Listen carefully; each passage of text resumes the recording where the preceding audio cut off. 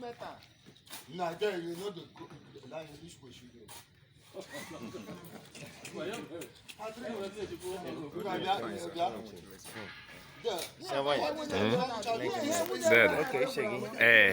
Ewelewe. Got him.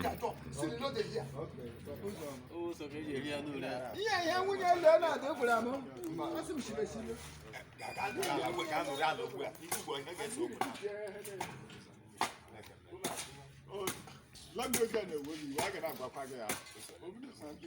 I would have a show one like a Mama Terang or the Igbo. And we can talk no promoter. I'm going to be with One man, I might